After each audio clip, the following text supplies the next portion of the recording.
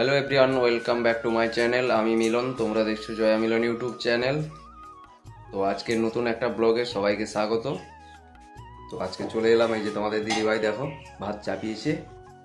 তো কয়েকদিন তো আমাদের এখানে পুজো চলছিল, তাই ভিডিও ঠিক মতো দিতে পারিনি আমরা, কেন খুব ভোর রাত জেগেছিলাম। তো অনুষ্ঠান প্রায় পুজো শেষ, এবারে আবার যে যার কাজে যে যার লেগে পড়তে হয়। তো সত্যি কথা বলতে আর একদম মনটাও ভালো নেই, শরীরটাও ভালো নেই, কেন পুজো পুজো চলে গেল, কি বলবো।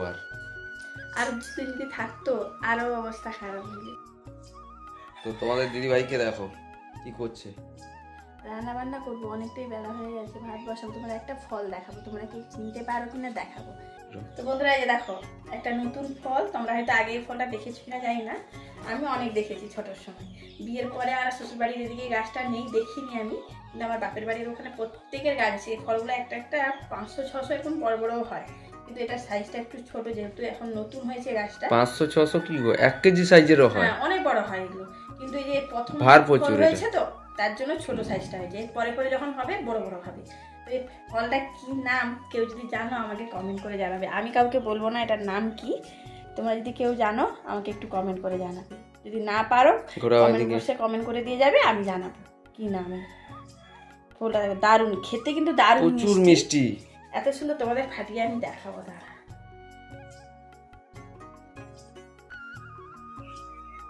এই যে দেখো, তো 3টে নিয়ে এসেছিল, 3টের মধ্যে হয়ে গেছে। তো আমি ওটা খেতে পাইনি সত্যি কথা বলতে কি, যার জন্য এটা আমার জন্য রেখেছে। ওর জন্য নিয়ে এসেছিল আমার কাকিমা, যেহেতু ও আগেবার গেছিল। তুমিও দেখোনি তো গেছে এই ফলটা, এর আগে কোনোদিন খাওনি? না, আমি খেয়েছিলাম, 2বার মতো খেয়েছিলাম, ওই মা এনেছিল মনে হয়। তো আমাদের এদিকে নেই এগুলো। ও সেদিন গিয়ে দেখেছিল কাকিমার ঘরে গাছে, তো বললো কাকিমা দুটো দিবে। তো দিয়ে কাকিমা কালকে নিয়ে এসছে, পরশুদিন নিয়ে এসেছিল ওর জন্য। ও তো খাইনি, আমি আর আমার ছেলে খেয়ে নিয়েছি। মানে এতটা সুন্দর পেকেছিল আর এত মিষ্টি খেতে, খেয়ে নিয়েছে। এই একটাই রেখেছিলাম ওর জন্য, ও আজকে খাবে, আমরাও একটু একটু খাবো। তো দেখো কত সুন্দর। এর মধ্যে এই যে এগুলো দেখছো, এগুলো যে এগুলোর ভিতরে এই যে বীজ আছে, এই যে দারুণ খেতে আছে।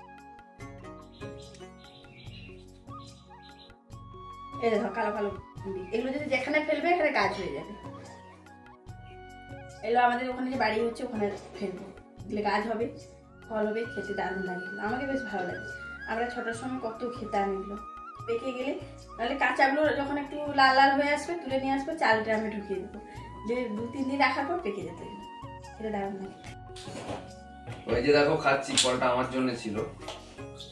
তো সকালে দেখলাম পেকে গেছে, ভাবলাম না একটু টেস্ট করা যায়। অনেকদিন হলো খেয়েছিলাম, অনেকদিন আগে খেয়েছিলাম, মিষ্টি প্রচন্ড, কি বলবো।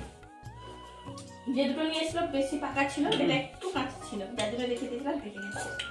দুর্দান্ত লাগছে, আর গন্ধটা এত সুন্দর না, বলার নেই। এই জিনিস ফলটার নাম কেউ হয়তো অত সহজে বলতে পারবে না, কারণ সচরাচর সব জায়গায় হয় না এই গাছটা। কিন্তু জানি না কেন আমার শ্বশুর বাড়িতে এখানে কারো কোথাও দেখিনি এই গাছটা, কিন্তু আমার বাপের বাড়ির ওখানে প্রায় প্রত্যেকের গাছ। আমাদের এদিকে কোথাও নেই। তোমাদের যদি আমার ছেলের পরীক্ষা আছে, যেহেতু কাল থেকে পরীক্ষাটা শেষ হয়ে গেলে বাবার বাড়ি যাবো একদিন, তোমাদের ফল গাছটা আমি দেখাবো। যদি ফলটা কাছে থাকে তো ভালো কথা, না শুধু গাছটা হলেও দেখাবো।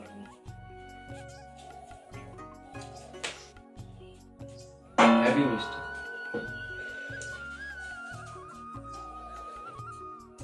বন্ধুরা এই দেখো আমাদের কাছের পেঁপেটা, কত বড় পেঁপেটা দেখো।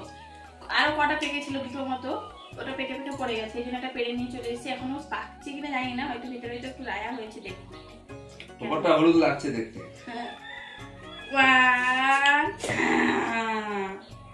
দুদিন রাখলে পাকতে, ওটা খেতে ভালো লাগবে, পাকার থেকে এটা ভালো লাগে খেতে। কি সুন্দর কালারটা দেখো। আর নিজের গাছের পেঁপে কি বলবো। আরো এর থেকে একটা বড় ছিল, ওটা তো কবে পড়ে গেছে জানি না, সবসময় তো পুকুর পাড়ে যাওয়া হয় না, তো এটাকে তুলে নিয়ে চলে এসেছি। কখন পড়ে যাবে পেকে, হয়তো পাখি খেতে এসে ফেলেছে। যে পড়ে বানর আসছে প্রচুর আমাদের এখানে, আরো কটা কাঁঠাল খাচ্ছে, আম খাচ্ছে, ওগুলোকে পাকাবো, পেঁপে খাচ্ছে। তো এই যে দেখতে পাচ্ছ বন্ধুরা, পেঁপেটা আমি কেটে নিচ্ছি। আর পেঁপেটা তেমন একটা পাকেনি, জাস্ট রায়া হয়েছে।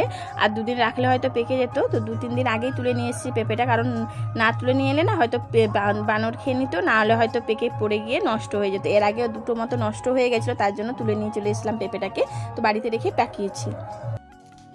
তো কারা কারা পেঁপে খাবে, আমাদের গাছের একদম টাটকা পেঁপে, কি বলবো, দুদিন আগে পেড়ে নিয়ে আসা হয়েছিল, তো আজকে পুজোর জন্য খাওয়া হয়নি, আজকে ছাড়িয়েছে। দেখো পেঁপের রংটা কত সুন্দর, একদম মানে ডাসা পেঁপে যাকে বলা যায়।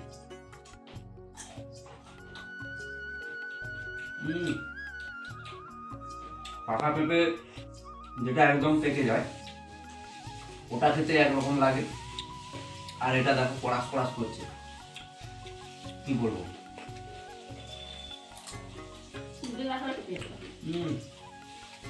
পাকা পেঁপে তো অনেক খাওয়া হয়েছে, তো এটা যখন রায়া হয়েছে এটা দিয়ে এটা একবার খেয়ে দেখি, খেতে কিন্তু সেই বলবো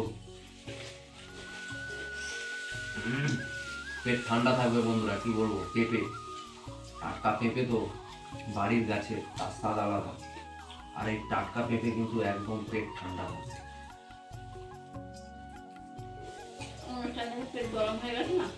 কি বলবো, এখনো ঘুম ঘুম ভাব। দুদিন ধরে তো ভিডিও টোটালি হয়নি, 3:30 4টা ভোরবেলা এসেছি সবাই অনুষ্ঠান দেখে।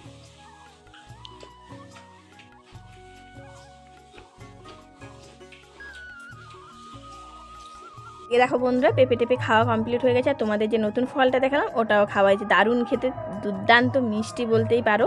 তো এই যে দেখো খাওয়া দাওয়া করে চলে এসেছি রান্নার কাছে। তো এই যে ভাতটা অনেক আগে বসিয়ে দিয়েছিলাম আমি। তো আর এই যেখানে সবজিগুলো কাটছি, সবজি বলতে এই যে কেটেছি কুমড়ো আর ঢ্যাঁড়স। কুমড়ো ঢ্যাঁড়স কাটা মানে তোমরা হয়তো বুঝতেই পেরে গেছো কি রান্না করবো। হ্যাঁ, টক করব, কারণ যেহেতু গরমটা প্রচণ্ড পড়েছে আমাদের এদিকে, জানি না কোথায় কেমন গরম পড়েছে, কিন্তু আমাদের এদিকে প্রচণ্ড গরম, তার জন্য ভালো একটু টক খাই। আর যেহেতু দুদিন ধরে রাত উজগারা আছে, তাই ভালো একটু টক করলে না মুখে একটু স্বাদটা পাল্টাবে, খেতে ভালো লাগবে। কারণ দুদিন ধরে একদমই খেতে পাচ্ছি না, যেহেতু রাত উজগারার জন্য শরীরটা যখন একদমই ভালো নেই, তাই ভালো একটু টক করি। তো মাছ নিয়েছে তোমার দাদাভাই, মাছ দিয়ে টক করব, আর করব পটল ভাজা। আর এই যে টমেটোটা কেটে নিচ্ছি টকের জন্য, একটা বেশ বড় সাইজের টমেটো দিলেই হয়ে যাবে। আর করব কি বলো তো, একটা ঝিঙে মতো আছে, তো ঝিঙেটা পোড়া করব আর টমেটো পোড়া করব, তাহলেই হয়ে যাবে। এদিকে দেখো সবজিগুলো কাটতে কাটতে আমার ভাত হয়ে গেছে, তো ভাতটা গড়িয়ে দিয়ে এদিকে আমি ভাবলাম সরষাটা একটু বেটে নিই, তারপরে রান্নার কাছে যাবো, কারণ এগুলো যদি গোছানো থাকে না রান্নাটা তাড়াতাড়ি হয়ে যায়, তাই বাটাবাটিটা আগে করে নিচ্ছি। তো এই যে দেখো শসাটা এখন বেটে নিচ্ছি, আর শসাটা আমি বরাবর শিলেই বাটি, কারণ মিক্সিতে না শসা যেহেতু অল্প শসা তো বাটা যায় না, যার জন্য শিলে আমাকে বাটতে হয়। তো শিলে দেখো শসাটা বাটা হয়ে গেছে, এবারে তো চলে যাবো রান্নার কাছে। এখনো কিচ্ছু হয়নি, জাস্ট ভাতটা হয়েছে আর সবজিগুলো কেটে গুছিয়ে রেখেছি। তো এই যে দেখো শসাটা বেটে চলে এসেছি সোজা রান্নার কাছে। তো এবার কড়াইয়ে দিয়ে দিলাম তেল, আর এদিকে মাছে আমি হলুদ নুন মাখিয়ে নেবো। তো মাছ ভাজা করব, তো মাছ ভেজে টক করব, তার জন্য আর মাছটা একটু হালকা ভাজবো, বেশি কড়া করে ভাজবো না। আর মাছের টকের না মাছ যদি হালকা করে ভাজা হয় তাহলে খেতে ভালো লাগে, বেশি কড়া করে ভাজলে ভালো লাগে না খেতে। তো এই যে দেখো মাছটা এখন হলুদ নুন ভালো করে মাখিয়ে নিয়েছি, এখন মাছগুলো দিয়ে দিচ্ছি এক এক করে তেলে। এই 4 পিস মতো মাছ নিয়েছে, আর একটা অর্ধেক মাথায়, এটাই হয়ে গেল তোমার 400-450 গ্রামের মাছ। বুঝতে পারছো এখন যে মাছের যে দাম, মানে কি বলবো, সচরাচর মাছ কিনে খাওয়াটা সম্ভবই নয়, কিন্তু কি করব বলো তো, আর মাছ না হলে খাওয়াই তো যাচ্ছে না, তাহলে কি আর করা যায় বলো। তো এই দেখো মাছগুলো সব কটা ভাজা হয়ে গেছে আমার, আর একসাথে সব কটা মাছও আমি তুলে নিচ্ছি। আর এই যে মাছের মাথাটা থেকে গেছে, মাছের মাথাটা দিয়ে দিলাম, মাছের মাথাটা একটু ভালো করে ভেজে নেব, তারপরে আমি করব আগে পটল ভাজা, তারপরে করব মাছের টক। তো মাছের মাথাটা ভাজা হয়ে গেছে আমার। তো এদিকে দেখো পটলটাই আমি এখন নুন হলুদ মাখিয়ে নিচ্ছি, আর পটল ভাজা তো আমার সব থেকে ফেভারিট জিনিস বলতেই পারো, কারণ জানি না কেন আমার পটল ভাজা বেশ ভালোই লাগে খেতে। আমার বাড়িতে সবাই তেমন একটা পছন্দ করে না, কিন্তু আমার বেশ ভালোই লাগে পটল ভাজা। তারপর তোমার পটল পোড়া করলেও ভালো লাগে, পটলটা যখন পেকে যায় না তো পোড়া করবে, পুড়িয়ে খেতে দারুণ লাগে, মিষ্টি মিষ্টি লাগে, বেশ ভালোই লাগে খেতে। তো এই দেখো পটলগুলো আমার সব কটা ভাজা হয়ে গেছে, তুলে নিলাম। এখন করব আমি টক, যার জন্য ফোড়ন দিয়ে দিলাম শুকনো লঙ্কা, 5 ফোড়ন আর শসা, তারপর দিয়েছি যে কেটে রাখা ঢ্যাঁড়স আর কুমড়ো আর টমেটোটা দিয়ে এখন ভালো করে তেলের সাথে ভেজে নেব। আর এতটাই ফোড়নের ঝাঁজ, মানে কি বলবো, আমার তো জাস্ট কাশি চলেই এসছে, দেখতে পাচ্ছ। তো এই যে দেখো এখন সমস্ত সবজিগুলো দিয়ে দিলাম, ঢ্যাঁড়সগুলো। তো এটা কি বলবো, গরম তো প্রচুর পড়েছে, গরমে একদম ঠান্ডা ঠান্ডা পেপসি বিক্রি করতে এসেছিল একদম দাদা, 3টে পেপসি নিয়েছি, একদম ঝাল ঝাল, কি বলবো।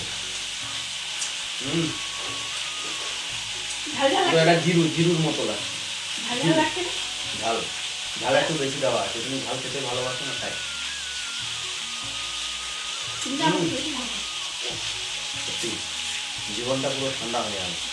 কিছুক্ষণ আগে একটা শট করেছিলাম না, ঠান্ডা, কি ঠান্ডা, একটা কলিজা ঠান্ডা, তো এটা একদম জীবন ঠান্ডা করে দিয়েছে।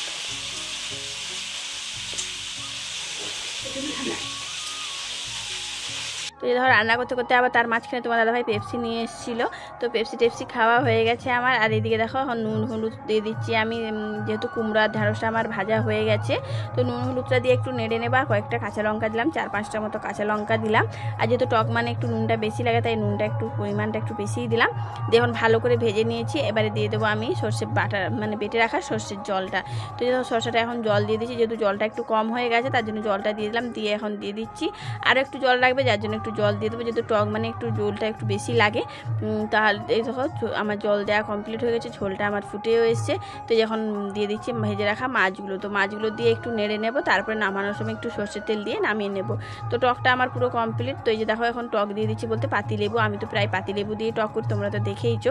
পাতিলেবু দিয়ে টক করলে না দারুণ লাগে খেতে, টেস্টটা একটু অন্যরকমই লাগে। এখন যেহেতু তেঁতুল পেকে গেছে, তেঁতুল দিয়ে টক করলেও ভালো লাগে, কিন্তু আমি আজ তেঁতুল দিলাম না, যেহেতু পাতিলেবু বাড়িতে ছিল তাই পাতিলেবুটাই দিলাম। তো দিয়ে এখন নামানোর সময় যে এখন 2 ছিপের মতো সরষের তেল দিয়ে দিচ্ছি, তাহলে টেস্টটা আরও দ্বিগুণ বেড়ে যাবে। তো যে সরষের তেলটা দেওয়া হয়ে গেছে আমার, একটু নেড়ে নিচ্ছি, তারপরে যে টকটা নামিয়ে নিচ্ছি। তো এবারে খাওয়া দাওয়ার বাড়বো, যেহেতু সবাই স্নান করে চলে এসছে, তো খেতে হবে, খুবই খিদে পেয়ে গেছে। আর টক দেখে তো জিভে জলই চলে আসছে। তো এদিকে টক হয়ে গেছে আমার, এদিকে দেখো খাবার দাওয়াটাও আমি বেড়ে নিয়েছি, দেখতেই পাচ্ছ, পটল ভাজা, টমেটো পোড়া, ঝিঙে পোড়া, মাছের টক, সব কিছুই রান্না আমার কমপ্লিট। খাবার দাওয়ারও বেড়ে নিচ্ছি, এবারে খাবো। বন্ধুরা দেখো টক হয়েছে মানে একটা লঙ্কা আমার দরকার, তো একটা এই যে হলদা ফুটকি লঙ্কা একদম হলুদ পেকে গেছে, এই লঙ্কাটা এই টকে মাখাবো। আর টকটা দেখো, টকটা দেখেই জিভ থেকে জল এসে যাচ্ছে, কি বলবো, পুরো বাটিটা মনে হয় উল্টে যাবে, মাটির ঘর তো কিছু করার নেই, ডাউন। তো টকটাই দেখো লঙ্কাটা ভালো করে মাখাচ্ছি, এই যে লঙ্কা মাখানো হয়ে গেছে। আর এদিকে এটা হচ্ছে ঝিঙেটাকে পোড়া হয়েছিল, আর এটা টমেটো পোড়া, একদম লঙ্কা জিরে গুঁড়ো দিয়ে মাখানো রয়েছে। আর এখানে কি বলবো, ভাত, একদম গরম গরম ভাত আর পটল ভাজা। এই যে সুন্দর করে দেখো টকটা নিয়ে নিয়েছি ভাতে, সর্ষে বাটার টক মাছ দিয়ে, আবার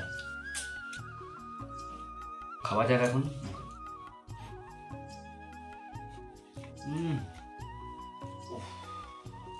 ফাটাফাটি হয়েছে। আর অনেকদিন পরে ঝিঙ্গাটা পোড়া হয়েছিল, তো ঝিঙ্গা পোড়া খেতে খুব ভালো লাগে।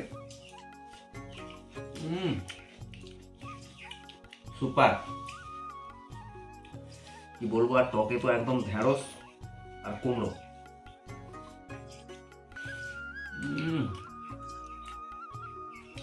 বলার নেই, এত সুন্দর টেস্ট। টক মানে সর্ষে বাটার টক, বলা যাবে না।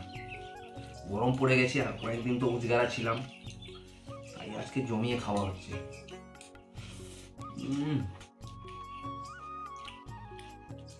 আর এটা সেই ঝিঙে পোড়া, আর এদিকে টমেটো।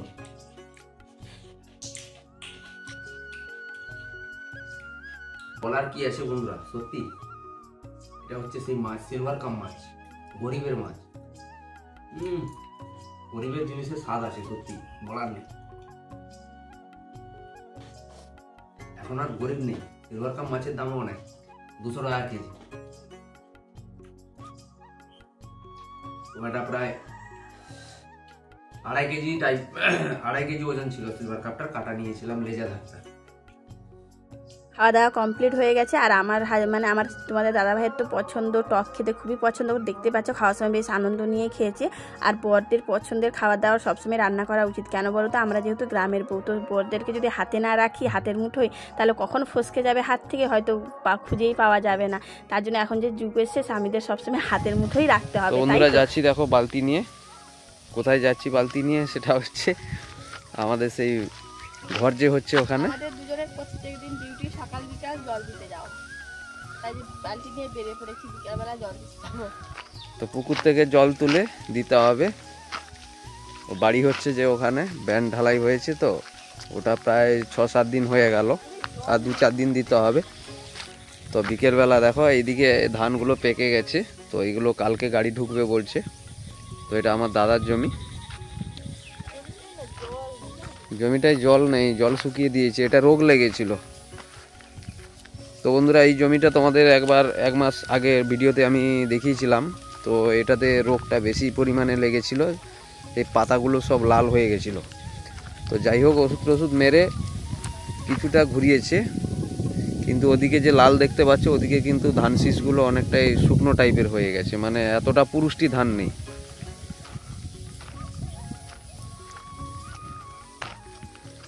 তো এই যে রাস্তা দিয়ে যাচ্ছি আমরা হেঁটে হেঁটে, গেছে চ্যান গাড়িতে কাটা হচ্ছে, যেগুলো আগে রোপণ হয়েছিল তো সেই ধানগুলো পেকে গেছে, তো সেইগুলো কাটা হচ্ছে।